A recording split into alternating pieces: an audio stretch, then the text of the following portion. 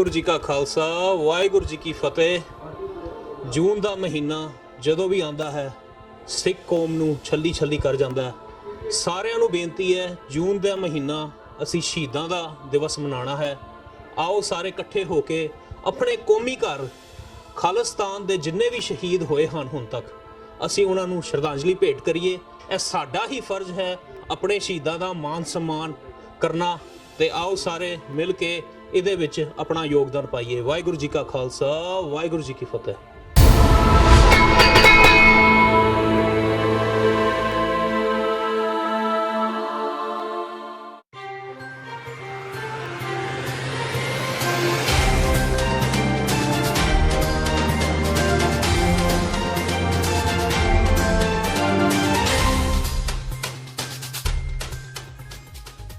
सत श्री अकाल। टीवी 84 देख रहे सारे दर्शकों का स्वागत है।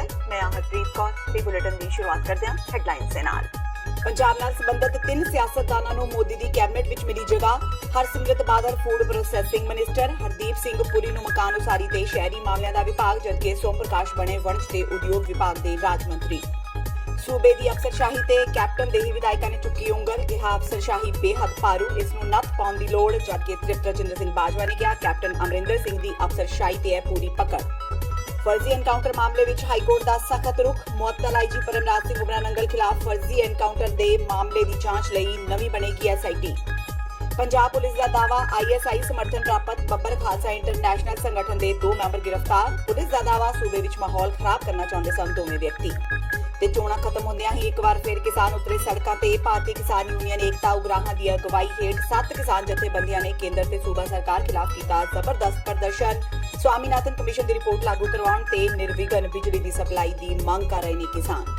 ते हुण इन्हां खबरां दा विस्तार। पंजाब की नुमाइंदगी करन वालियां 3 शख्सियतां नूं प्रधानमंत्री नरेंद्र मोदी ने विभागां दी वंड कर दित्ती है।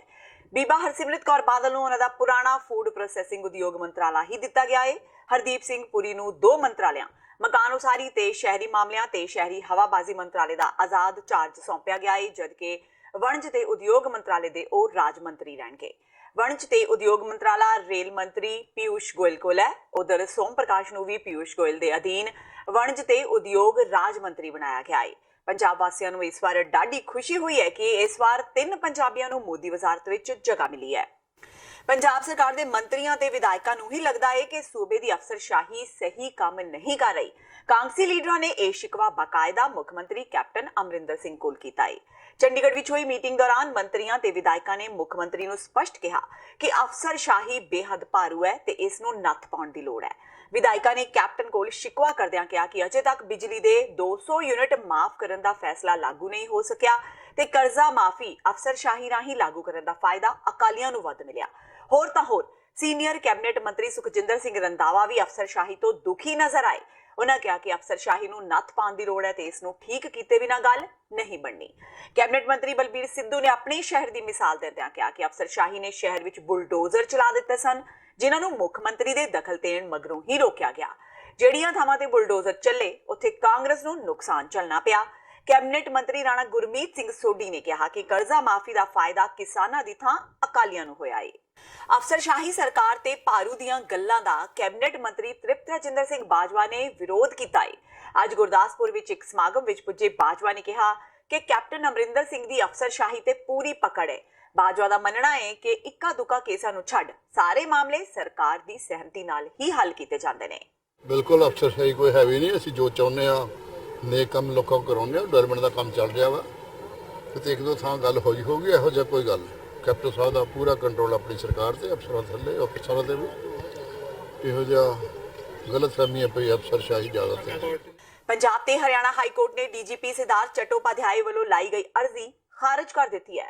मुअत्तल IG परमराज सिंह उमरा नंगल खिलाफ फर्जी एनकाउंटर के मामले विच जांच हुण नवीं विशेष जांच टीम करेगी। पंजाब हरियाणा हाईकोर्ट ने नवीं SIT के गठन के हुक्म दिते ने। DGP सिद्धार्थ चट्टोपाध्याय इस मामले तो वख हो गए ने। मामले विच पंजाब सरकार ने भी अपना जवाब दाखिल किया है। अज अदालत ने जदों चट्टोपाध्याय नूं पुछया कि वह SIT मुखी के अहुदे तो हटना चाहते हैं तां चट्टोपाध्याय ने इसकी सहमति जताई। इस तो पिछली सुनवाई विच चट्टोपाध्याय ने अदालत नूं कहा सी कि सरकार ने कोई इंफ्रास्ट्रक्चर नहीं दिता, जिस करके वो जांच नहीं कर पा रहे। नाल ही इस केस तो वख होण दी गल भी उन्हां कही सी। अब आज स्टेट की भी एप्लीकेशन लगी कि मिस गुरप्रीत